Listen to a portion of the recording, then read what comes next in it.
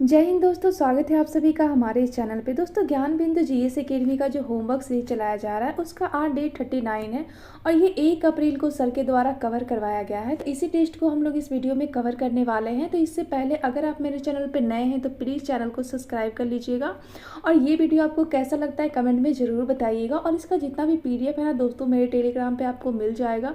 और दोस्तों, इस होमवर्क सीरीज का आप लोग जल्दी से जल्दी हिस्सा बनिए, क्योंकि इसमें इतने इंपॉर्टेंट टॉपिक दिए जाते हैं ना। अगर आप लोग ये कवर कर लेते हो तो आपके लिए बिहार दरोगा ज़्यादा मुश्किल नहीं है निकालना। तो आप लोग जल्द से जल्द इस होमवर्क सीरीज का हिस्सा बनिए और सारे होमवर्क को आप लोग कवर कीजिए। तो चलिए आज का टेस्ट हम लोग स्टार्ट करते हैं और वीडियो को लाइक करना और चैनल को सब्सक्राइब करना बिल्कुल मत भूलिएगा। तो चलिए आज का हम लोग स्टार्ट करते हैं। पहला क्वेश्चन है कि प्राचीन खेलों के संस्करणों के बीच 4 साल के अंतर को क्या नाम दिया गया। ध्यान रखिएगा, प्राचीन खेल के जो संस्करण थे ना वो 4 साल के अंतर पे खेला जाता था। तो इस अंतर को ओलंपियाड के नाम से जाना जाता था। बाद में इसी ओलंपियाड से ओलंपिक शब्द की उत्पत्ति हुई। तो आप लोग इसे भी ध्यान रखिएगा। नेक्स्ट क्वेश्चन है कि पैरा ओलंपिक 2024 का आयोजन कब और कहां से किया गया था। तो ध्यान रखिएगा, अभी हाल ही में पैरा ओलंपिक 2024 का आयोजन किया गया था फ्रांस के पेरिस में और ये 28 अगस्त से लेके 8 सितंबर तक का इसका आयोजन किया गया था। बात अगर हम लोग ओलंपिक की करते हैं तो इसे ध्यान रखिएगा, ये 26 जुलाई से लेके 11 अगस्त तक का इसका भी आयोजन फ्रांस के पेरिस में ही किया गया था। देखिए, हम लोग पैरा ओलंपिक की बात करते हैं 2024 का, तो इसका शुभांकर ध्यान रखिएगा फ्रीजियन टॉफी इसका शुभांकर हो जाएगा। इसमें टोटल 22 खेल थे, जिसमें से भारत ने टोटल 12 खेल में ही भाग लिए हैं और भारत की तरफ से 84 एथलीटों ने भाग लिया है। तो आप लोग इसे भी ध्यान रखिएगा दोस्तों, क्योंकि यहाँ से क्वेश्चन आपके बन सकते हैं। नेक्स्ट क्वेश्चन है कि पेरिस पैरा ओलंपिक में भारत ने कुल कितने पदक जीते तथा किस स्थान पे रहा। देखिए, पेरिस पैरा ओलंपिक जो हुआ है ना, इसमें भारत ने टोटल 29 पदक जीते हैं और भारत के द्वारा इसमें टोटल 7 स्वर्ण पदक जीते गए हैं, 9 रजत पदक जीते गए हैं और कांस्य जो है ना वो टोटल 13 पदक है। मतलब टोटल जो है यहाँ पे आपको 29 पदक जीते गए हैं और इंडिया यहाँ पे 18वें स्थान पे है। काफ़ी इंपॉर्टेंट है, इसे आप लोग ध्यान रखिएगा। और पहला स्थान पे कौन सा हो जाएगा, चीन हो जाएगा, दूसरा स्थान पे ब्रिटेन और तीसरा स्थान पे यहाँ पे USA हो जाएगा। लोग इसे ध्यान रखिएगा। वहीं पे अगर ओलंपिक की बात करते हैं तो ओलंपिक में इंडिया के द्वारा टोटल 6 पदक जीते गए थे, जिसमें गोल्ड तो एक भी नहीं था, एक आपका रजत था जो कि नीरज चोपड़ा जी के द्वारा लाया गया था और 5 इसमें जो था वो कांस्य पदक था और इंडिया यहाँ पे 71वें स्थान पे है। तो इससे भी ध्यान रखिएगा। देखिए, पैरा ओलंपिक में जो है ना इंडिया सर्वाधिक पदक जीती है तो वो पेरिस ओलंपिक ही था, जहाँ पे इंडिया के द्वारा 29 पदक जीते गए।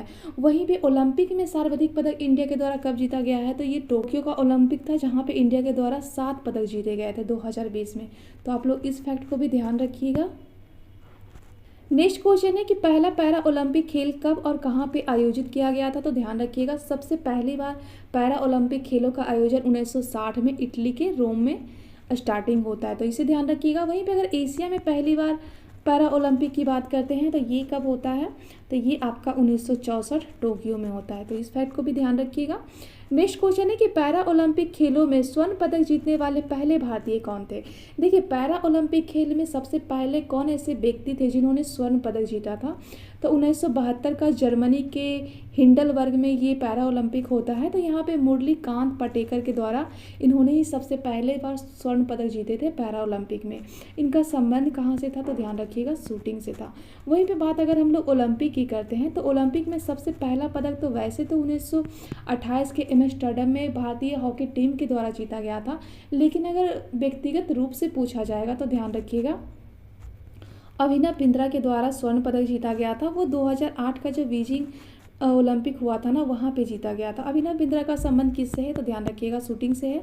और अभी हाल ही में ओलंपिक अंतर्राष्ट्रीय ओलंपिक जो समिति है ना उनके द्वारा इनको ओलंपिक ऑर्डर से भी सम्मानित किया गया और 2024 का जो ओलंपिक था उसमें ये मसाल वाहक के रूप में भी कार्य कर रहे थे। तो अभिनव बिंद्रा से 2-3 फैक्ट आपको ध्यान रखने हैं दोस्तों, जो कि एग्जाम में पूछे जा सकते हैं। नेक्स्ट क्वेश्चन है कि पैरा ओलंपिक खेलों में 2 स्वर्ण पदक जीतने वाली भारतीय महिला कौन बनी है। तो देखिए, पैरा ओलंपिक में 2 स्वर्ण पदक जीतने वाली पहली भारतीय महिला बनी है अवनी लेखरा। इनका संबंध शूटिंग से है और ये 2 बार स्वर्ण पदक जीती है। पहला तो इसके पिछले साल जो ओलंपिक हुआ था टोक्यो में 2020 का, और इस बार जो 2024 का पेरिस ओलंपिक होता है यहाँ पे इन्होंने गोल्ड मेडल जीता था। तो इन्हें ध्यान में रखिए, काफ़ी इंपॉर्टेंट है ये। यहाँ पे देखिए कुछ यहाँ पे खिलाड़ी हैं और ये इनका एरिया है कि ये किस खेल से संबंधित है। तो मोना अग्रवाल की बात करते हैं तो इनका संबंध तो निशानेबाजी से है। दूसरा प्रीति पाल, तो प्रीति पाल का संबंध यहाँ पे ट्रैक एंड फील्ड से है। तीसरा मनीष नरवाल का संबंध यहाँ पे आपका निशानेबाजी से, और नीतीश कुमार का संबंध बैडमिंटन से। काफ़ी इंपॉर्टेंट है दोस्तों, आप लोग इसे ध्यान रखिएगा। नेक्स्ट क्वेश्चन है कि पैरा ओलंपिक 2024 में ध्वजवाहक के बारे में पूछा गया है। तो यहाँ पे ध्वजवाहक दो तरीके से पूछा जाता है। एक जब स्टार्टिंग होता है तो उस वक्त ध्वजवाहक कौन थे, और जब समापन होता है तो उस वक्त ध्वजवाहक कौन थे। तो समापन समारोह में हरविंदर सिंह थे, जिनका संबंध जो है ना वो तीरंदाजी से है, और धाविका प्रीति पाल थी, इनका संबंध धाविका से है। ठीक है। दूसरा उद्घाटन समारोह में सुमित अंतर और भाग्यश्री यादव थे। तो ये दोनों का नाम जो है आपको ध्यान में रखना है। नेक्स्ट क्वेश्चन है कि पेरिस 2024 में पैरा ओलंपिक में मिश्रित कंपाउंड ओपन तीरंदाजी स्पर्धा में कांस्य पदक किन खिलाड़ियों ने जीता है। तो पैरा ओलंपिक जो पेरिस में हुआ था उसमें मिक्स्ड में कांस्य पदक जीते हैं तीरंदाजी में। तो राकेश कुमार और शीतल देवी दोनों मिक्स में ये इन्होंने कांस्य पदक जीता है, तो इनका नाम ध्यान रखिएगा। नेक्स्ट क्वेश्चन है कि पैरा ओलंपिक टोक्यो 2020 और पेरिस 2024 में अपने खिताब को बरकरार रखने वाले पहले पैरा पुरुष एथलीट कौन बन चुके हैं। तो इनका नाम ध्यान रखिएगा, सुमित अंतल बन चुके हैं। नेक्स्ट क्वेश्चन है कि पेरिस पैरा ओलंपिक 2024 में भारतीय एथलीटों की संख्या कितनी थी और तथा इन्होंने कितने खेलों में भाग लिया था। तो ध्यान रखिएगा, भारतीय जो एथलीट थे ना वो टोटल 84 थे और इन्होंने 12 खेलों में भाग लिया था। वैसे टोटल यहाँ पे 22 खेल था, लेकिन 12 खेलों में ही उन्होंने भाग लिया था। वही ओलंपिक की बात करते हैं तो वहाँ पे टोटल 32 खेल था, लेकिन वहाँ पे 16 खेलों में ही इन्होंने भाग लिया था। टोटल वहाँ पे 117 एथलीट थे, तो वो भी ध्यान रखिएगा। दोस्तों आपको ये वीडियो कैसा लगता है कमेंट में ज़रूर बताइएगा, और बहुत मेहनत लगती है दोस्तों, तो आप लोग एक लाइक करना और चैनल को सब्सक्राइब करना बिल्कुल मत भूलिएगा। नेक्स्ट क्वेश्चन है कि पेरिस पैरा ओलंपिक 2024 का शुभांकर क्या है। तो शुभांकर ध्यान रखिएगा फ्रीज हो जाएगा। ठीक है, ओलंपिक फ्रीज जो है ना वो इनके शुभांकर हैं। नेक्स्ट क्वेश्चन है कि भारतीय पैरा ओलंपिक समिति की स्थापना कब हुई तथा इसके वर्तमान अध्यक्ष कौन है। तो ध्यान रखिएगा, इसके जो वर्तमान अध्यक्ष है ना वो देवेंद्र झाझड़िया जी हैं। इसकी स्थापना जो है 1992 में हुआ था। इसका मुख्य कार्यालय वैसे तो दिल्ली है, लेकिन पंजीकृत कार्यालय जो इसका है ना वो बेंगलुरु है। तो इसे ध्यान रखिएगा। अगर आपसे यहाँ पे क्वेश्चन पूछा जाएगा कि भारतीय ओलंपिक संघ की स्थापना कब होती है, तो 1927 कहीं कहीं पे 1924 भी है, तो आप लोग इसे देख लीजिएगा। इसका हेडक्वार्टर भी नई दिल्ली में है। इसके अध्यक्ष नरेंद्र ध्रुव बत्रा इनके अध्यक्ष हो जाएंगे। पहले महिला अध्यक्ष कौन सी हो जाएंगी, तो पीटी उषा हो जाएंगी। इनका नाम भी ध्यान रखिएगा, काफ़ी बार एग्जाम में पूछा गया है दोस्तों। नेक्स्ट क्वेश्चन है कि शीतकालीन पैरा ओलंपिक 2026 का आयोजन कहाँ पे किया जाएगा। तो शीतकालीन जो पैरा ओलंपिक है ना इसका आयोजन इटली के मिलान में किया जाएगा, तो आप लोग इसे भी ध्यान रखिएगा। नेक्स्ट क्वेश्चन आपका ये रिवीजन सीरीज है, जो आपका पिछला टेस्ट आपने दिया था ना उसी का ये रिवीजन है, जिससे आपको पता चलेगा कि आपने पिछली बार जो पढ़ा था वो आपको याद है कि नहीं। पहला क्वेश्चन है कि पेरिस ओलंपिक 2024 का उद्घाटन किसके द्वारा किया गया था। तो ये फ्रांस के इमैनुअल मैक थे। दूसरा क्वेश्चन है कि भाला फेंक में किस खिलाड़ी ने सिल्वर पदक जीता है। तो ये नीरज चोपड़ा जीते हैं। तीसरा है कि ओलंपिक में हॉकी टीम के कप्तान कौन थे। तो ये हरमनप्रीत सिंह थे और इनके द्वारा जो है वो कांस्य पदक जीता गया है। नेक्स्ट है कि पेरिस ओलंपिक 2024 में किस खिलाड़ी को अयोग्य घोषित किया गया था। तो ये विनेश फोगाट को किया गया था, और ये जो थे ना इनको 100 ग्राम वेट के कारण इनको अयोग्य घोषित कर दिया गया था। इनका संबंध जो था वो कुश्ती से था, तो इसे भी ध्यान रखिएगा। नेक्स्ट है कि पेरिस ओलंपिक में मिसाल वाहक कौन थे। तो ये अभिनव बिंद्रा थे। और नेक्स्ट है कि 50 मीटर एयर राइफल में ब्रॉन्ज किसने जीता है। तो ये स्वप्निल कुसाले जीते हैं। इनका संबंध शूटिंग से है।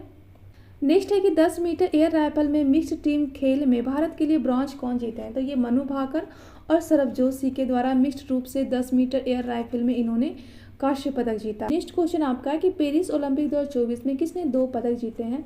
तो ध्यान रखिएगा ये मनु भाकर जी के द्वारा जीता गया। इनका संबंध जो है वो शूटिंग से है। नेक्स्ट क्वेश्चन है कि सन 1921 में वायसराय ने पंजाब प्रांत स्थित किस जिले में हड़प्पा सभ्यता की खोज की थी। तो ध्यान रखिएगा ये मांटगोमरी जिला में उन्होंने हड़प्पा सभ्यता की खोज किया था। वैसे 1921 में हड़प्पा सभ्यता की खोज दयाराम साहनी के द्वारा किया गया था। वहीं भी 1922 में मोहनजोदड़ो की खोज किया गया था रखालदास बनर्जी के द्वारा।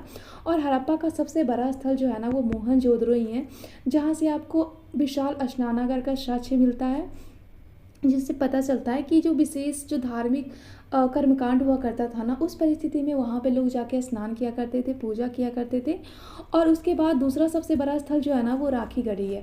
अगर इंडिया के संदर्भ में देखा जाए कि सबसे बड़ा स्थल कौन सा है, तो राखीगढ़ी हो जाएगा और दूसरा आपका धौलावीरा हो जाएगा। धौलावीरा जो है ना यूनेस्को की 40वें साइट के रूप में भी शामिल है और ये गुजरात में अवस्थित है। ठीक है, हड़प्पा सभ्यता का जो है वो बंदरगाह कौन सा है, तो ध्यान रखिएगा ये लोथल हो जाएगा। और लोथल से ही हमें फारस की मोहरें मिली हैं और इससे पता चलता है कि जो सिंधु घाटी सभ्यता के जो लोग थे ना, इनका व्यापार पश्चिमी देशों के साथ भी था। तो इतने फैक्ट आप ध्यान रखिएगा। और हड़प्पा से ध्यान रखिएगा कि हड़प्पा जो था वो रावी नदी के तट पे था। ठीक है, मोहनजोदड़ो जो था ना वो सिंधु नदी के तट पे था।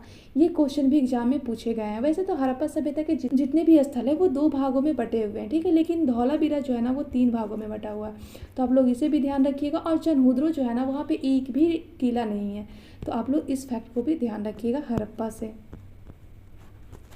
नेक्स्ट क्वेश्चन है कि माया सभ्यता के लोग मुख्यतः किस स्थान पे रहा करते थे, तो ध्यान रखिएगा माया सभ्यता के जो लोग थे ना वो मैक्सिको, ग्वाटेमाला, होंडुरास और युकांटन प्रायद्वीप में रहा करते थे। काफ़ी इंपॉर्टेंट है दोस्तों, आप लोग इसे ध्यान रखिएगा।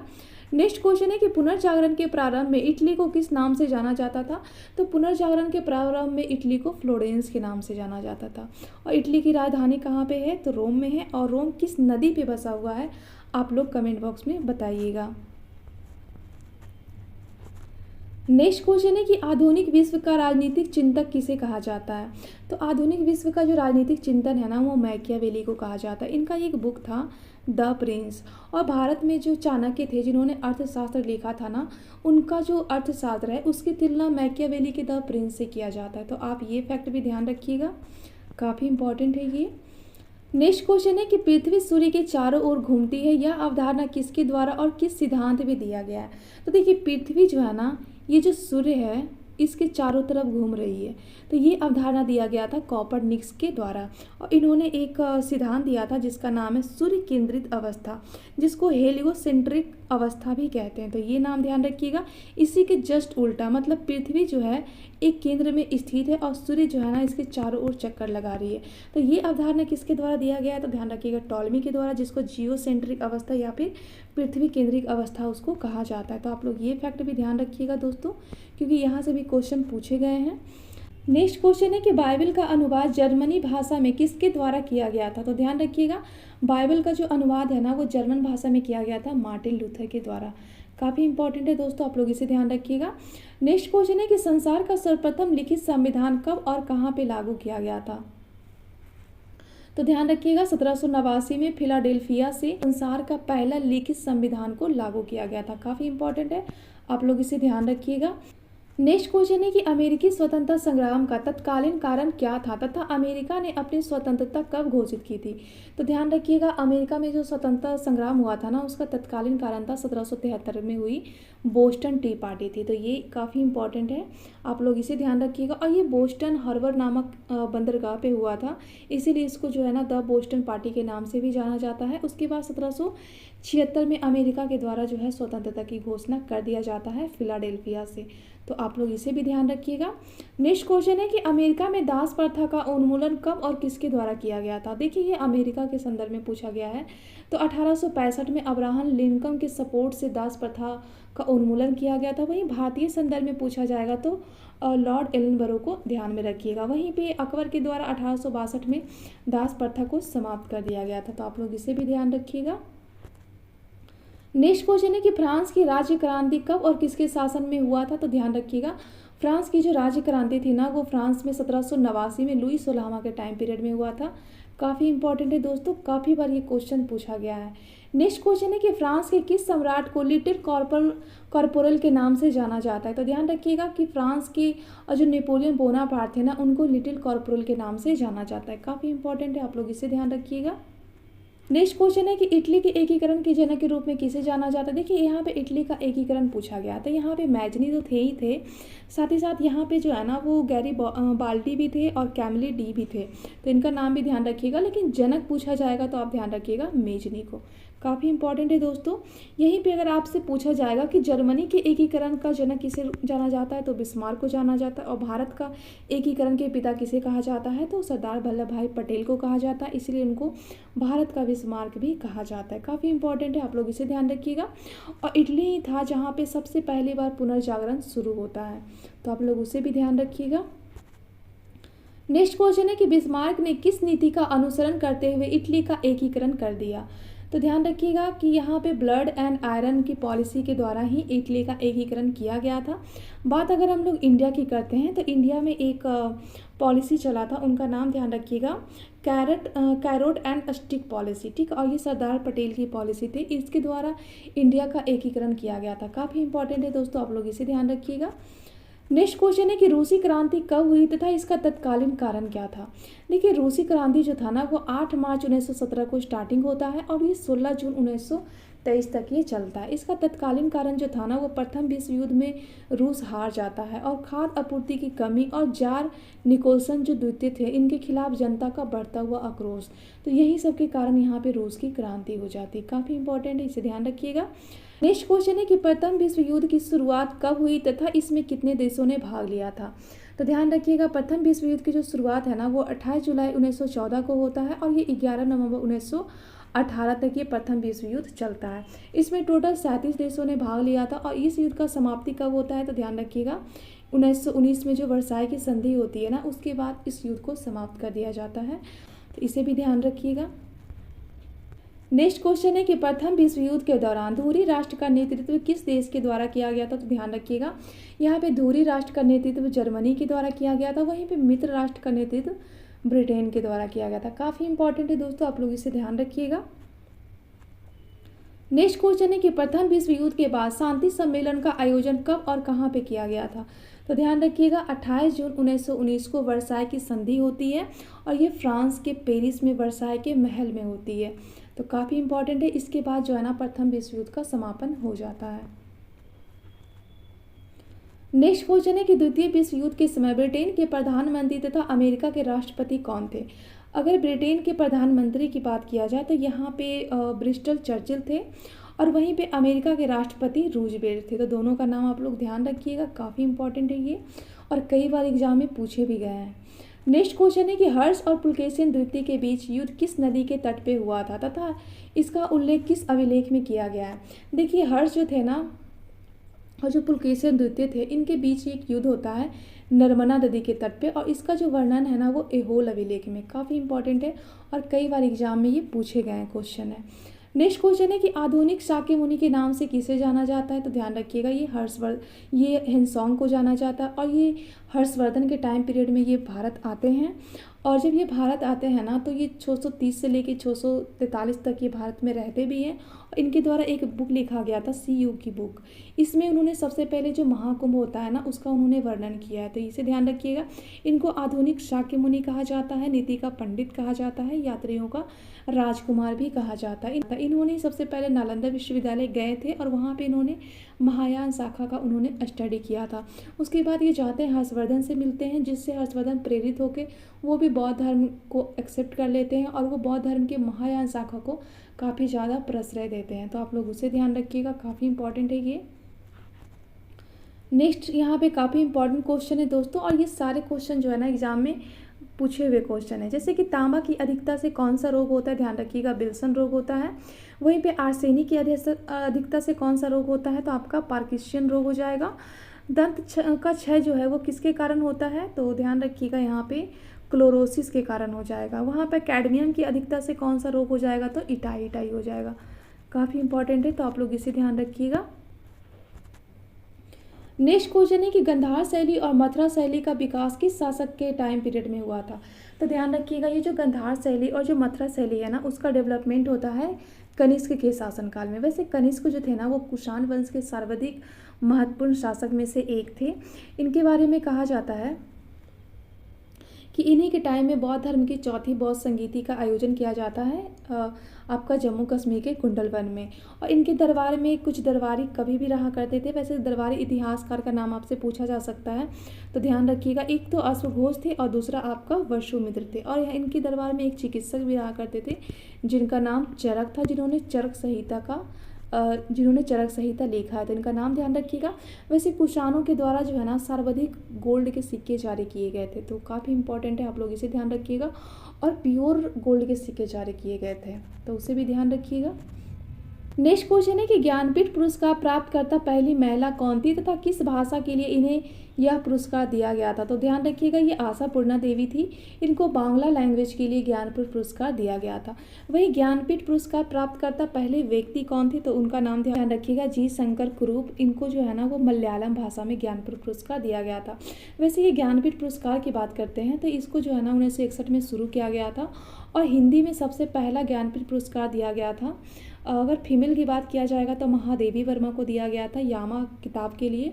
और अगर आपसे मेल पूछा जाएगा तो इनका नाम ध्यान रखिएगा सुमित्रा नंदन चिदम्बरम के लिए इनको ज्ञानपीठ पुरस्कार दिया गया था हिंदी के संदर्भ में। काफ़ी इंपॉर्टेंट है दोस्तों, आप लोग इसे ध्यान रखिएगा।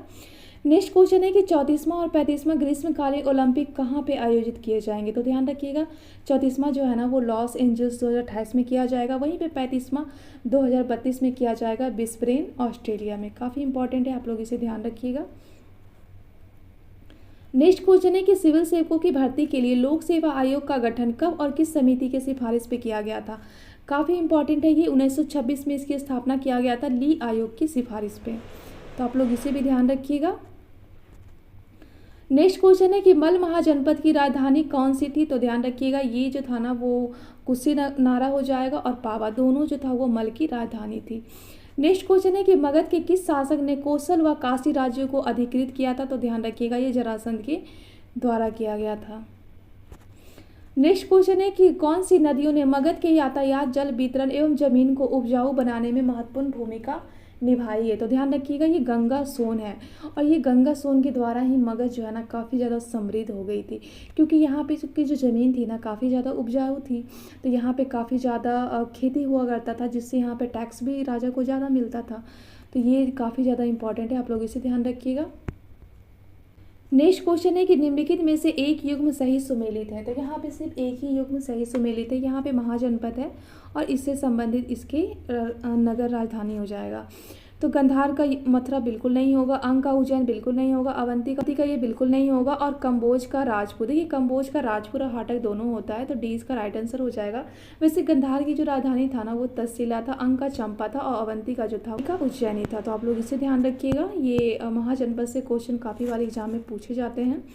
नेक्स्ट क्वेश्चन देखिए, यहाँ पे सूची 1 को सूची 2 से मिलान करने का है। यह महाजनपद है, ये इसकी राजधानी है। तो काशी का आपका वाराणसी हो जाएगा, अंग का आपका चंपा हो जाएगा, वज्जी का आपको वैशाली हो जाएगा और वश का आपका कौशाम्बी हो जाएगा। वैसे वैशाली जो था ना वो विश्व का पहला गणतंत्र राज्य था, तो आप लोग इसे भी ध्यान रखिएगा।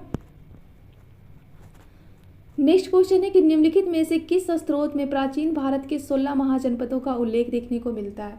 तो देखिए महाजनपद टोटल 16 था, इसका जो उल्लेख है ना वो भगवती सूत्र जैन धर्म का और बौद्ध धर्म के अंगुत्तर निकाय में इनका उल्लेख देखने को मिलता है। वैसे आपका अष्टाध्यायी का जो पाणिनि का जो अष्टाध्यायी है ना वहाँ पे भी आपका महाजनपदों का उल्लेख देखने को मिलता है। तो आप लोग कमेंट में बताइए कि वहाँ पे कितने महाजनपदों का उल्लेख देखने को मिलता है।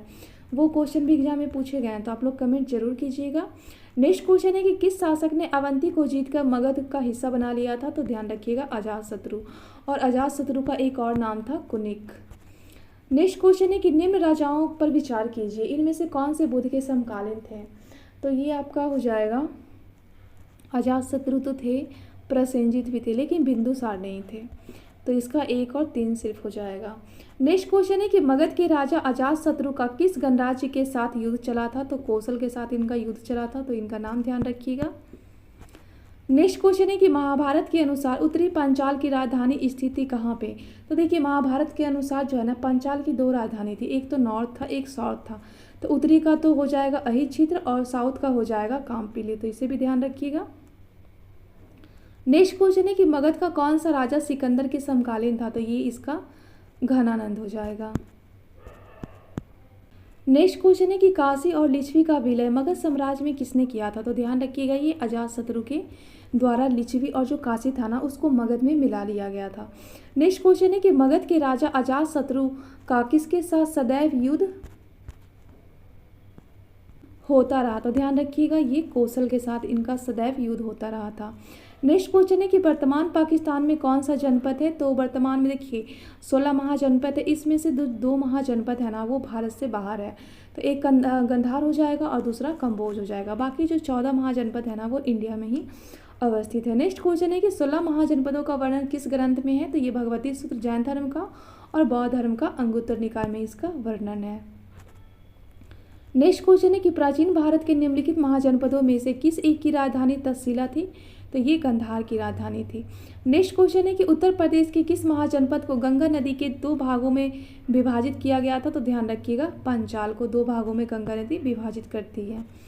नेक्स्ट क्वेश्चन है कि किसने अपने शासनकाल में पाटलिपुत्रा को मगध की राजधानी बनाया और यहाँ पे एक छोटा सा किला बनाया था? तो ध्यान रखिएगा ये उदयन के द्वारा यहाँ पे राजधानी बनाया गया था और ये गंगा और सोन के संगम पे था। यहाँ पे उन्होंने एक किला बनाया था जिसका नाम था जल किला, तो ये किला का नाम भी ध्यान रखिएगा। नेक्स्ट क्वेश्चन है कि बुद्ध और महावीर निम्नलिखित में से किस महाजनपद से संबंधित थे? तो ध्यान रखिएगा वज्जी वैशाली से संबंधित है। और विश्व का पहला गणतंत्र कोई हुआ था? तो ये वैशाली ही हुआ था, तो उसे भी ध्यान रखिएगा। नेक्स्ट क्वेश्चन है कि कौन सा जल संधि अटलांटिक महासागर को प्रशांत महासागर से जोड़ती है? तो ये पनामा जल संधि हो जाएगा। नेक्स्ट क्वेश्चन है कि अग्लुहास धारा किस महासागर से प्रभावित होती है? तो ध्यान रखिएगा ये हिंद महासागर से प्रभावित होती है। नेक्स्ट क्वेश्चन है कि होमरूज जल संधि किन 2 नदियों को जोड़ती है? तो ध्यान रखिएगा ये ओमान की खाड़ी और फारस की खाड़ी को ये आपस में जोड़ती है। यहाँ पे खाड़ी हो जाएगा कि किस खाड़ी को जोड़ती है। नेक्स्ट क्वेश्चन है कि कैरेबियन सागर किस महासागर में स्थित है? तो ध्यान रखिएगा ये अटलांटिक महासागर में अवस्थित है। नेक्स्ट क्वेश्चन है कि पृथ्वी के कुल जल का कितना प्रतिशत भाग महासागरों में पाया जाता है? तो ध्यान रखिएगा 97.50% जो जल का परसेंटेज है ना वो महासागरों में पाया जाता है। इसे ध्यान रखिए ये आपका पृथ्वी हो जाएगा, ये आपका एक हिस्सा, मतलब इसका जो 71% हिस्सा है ना वो जल है, ठीक है। और ये आपका 29% जो हिस्सा है ना यहाँ पे आपका स्थल है, जहाँ पे आप लोग रह रहे हो और हम लोग रह रहे हैं। तो यहाँ पे क्या हो जाएगा इसका स्थल है। तो ये जो 71% को आप लोग 100% मान लेते हैं, तो इस 100% में जो 97.50% जो वाटर है ना वो खारा है, और ये कहाँ पर पाया जाता है? तो महासागरों में पाया जाता है। तो आप लोग इसे ध्यान रखिएगा। नेक्स्ट क्वेश्चन है कि गल्फ स्ट्रीम की तुलना अन्य किस महासागर धाराओं से की जा सकती है? तो ध्यान रखिएगा क्यूरोशियो की जलधारा से इसकी तुलना किया जाता है। नेक्स्ट क्वेश्चन है कि पाक जल संधि किन 2 जलराशियों को मिलाती है? तो ध्यान रखिएगा मन्नार की खाड़ी और बंगाल की खाड़ी को। नेक्स्ट क्वेश्चन है कि कौन सी जल संधि अंतर्राष्ट्रीय तिथि रेखा के सबसे निकट है? तो ध्यान रखिएगा बेरिंग जल संधि है। और बेरिंग जल संधि से ध्यान रखिएगा कि ये बेरिंग सागर को चुक्की सागर से आपस में जोड़ती है, और ये अलास्का है ना और रूस को आपस में ये अलग भी करती है। तो बेरिंग जल संधि से आपको ये 2 फैक्ट भी ध्यान में रखने हैं। नेक्स्ट क्वेश्चन है कि जावा को सुमात्रा से कौन सी जल संधि अलग करती है? तो ध्यान रखिएगा जावा को सुमात्रा से सुंडा जल संधि के द्वारा अलग किया जाता है। नेक्स्ट क्वेश्चन है कि कौन सी जल संधि से फारस और इंग्लैंड को जोड़ने वाली रेलवे सुरंग बनाया गया है? तो ध्यान रखिएगा डोवर जल संधि से, ठीक है। नेक्स्ट क्वेश्चन है कि भारत के किसी राज्य क्षेत्र को अनुसूचित जाति तथा जनजातीय क्षेत्र कौन घोषित करता है? तो देखिए भारत में कोई भी क्षेत्र है, जैसे कि हम ये भारत मान लेते हैं, इसके कोई भी क्षेत्र को हमको SC ST के रूप में हमको घोषित कर देना है, तो ये पावर जो होता है ना वो राष्ट्रपति के पास होता है। तो आप लोग इसे ध्यान रखिएगा। दोस्तों ये वीडियो आपको कैसा लगता है कमेंट में ज़रूर बताइएगा, और चैनल को सब्सक्राइब करना, वीडियो को लाइक करना बिल्कुल मत भूलिएगा। नेक्स्ट क्वेश्चन है कि अनुसूचित जाति और अनुसूचित जनजाति का उल्लेख क्रमशः संविधान के किस अनुच्छेद में किया गया है? तो ये आयोग की बात किया गया है। तो ध्यान रखिएगा आर्टिकल 338 में अनुसूचित जाति का, और आर्टिकल 338 के ए में अनुसूचित जनजाति आयोग का वर्णन किया गया है। काफ़ी इंपॉर्टेंट है दोस्तों, आप लोग इसे ध्यान रखिएगा। नेक्स्ट क्वेश्चन है कि लोकसभा में अनुसूचित जनजाति का आरक्षण संविधान के किस आर्टिकल में बताया गया है? तो आर्टिकल 330 में जो है ना वो अनुसूचित जनजाति के आरक्षण का प्रावधान है लोकसभा में, वही विधानसभा में आर्टिकल 332 में इनको आरक्षण देने का प्रावधान किया गया। तो आप लोग इसे भी ध्यान रखिएगा। नेक्स्ट क्वेश्चन है कि राष्ट्रीय अनुसूचित जनजाति आयोग एक भारतीय संवैधानिक निकाय है, इसकी स्थापना किस संविधान संशोधन अधिनियम के द्वारा किया गया था। तो ध्यान रखिएगा 89वां संविधान संशोधन होता है 2003 में, और इसके बाद जो है ना आर्टिकल 338 के ए को जोड़ा गया। काफ़ी इंपॉर्टेंट है, आप लोग इसे ध्यान रखिएगा। नेक्स्ट क्वेश्चन है कि राज्यों को पदोन्नति के मामले में अनुसूचित जातियां या फिर अनुसूचित जनजातियों को आरक्षण प्रदान करने का प्रावधान संविधान के किस अनुच्छेद में दिया गया है। तो ध्यान रखिएगा ये आर्टिकल 16 के 4 के क में इसका प्रावधान दिया गया है। नेक्स्ट क्वेश्चन है कि किस अनुच्छेद के तहत अनुसूचित जाति व जनजाति को मौलिक सामाजिक आर्थिक राजनीतिक अधिकार प्रदान किए गए हैं। तो ध्यान रखिएगा आर्टिकल 17 में जो है ना वो अस्पृश्यता के अंत की बातें किया गया है। तो काफ़ी इंपॉर्टेंट है दोस्तों। यहाँ पे मैंने आपका 75 क्वेश्चन कवर करवा दिया है। तो ये वीडियो आपको कैसा लगा कमेंट में ज़रूर बताइएगा, और इससे आपको कितना बेनिफिट होता है ये भी कमेंट में ज़रूर बताइएगा। और इसका PDF और जितने भी आज का होमवर्क है ना मेरे टेलीग्राम पे आपको अपडेट कर दिए जाएंगे, तो आप लोग जाके वहाँ पे चेकआउट कर लीजिएगा। और प्लीज़ चैनल को ऐसे ही सपोर्ट कीजिएगा, ऐसे ही प्यार दीजिएगा। तो चलिए मिलते हैं हम लोग नेक्स्ट वीडियो में।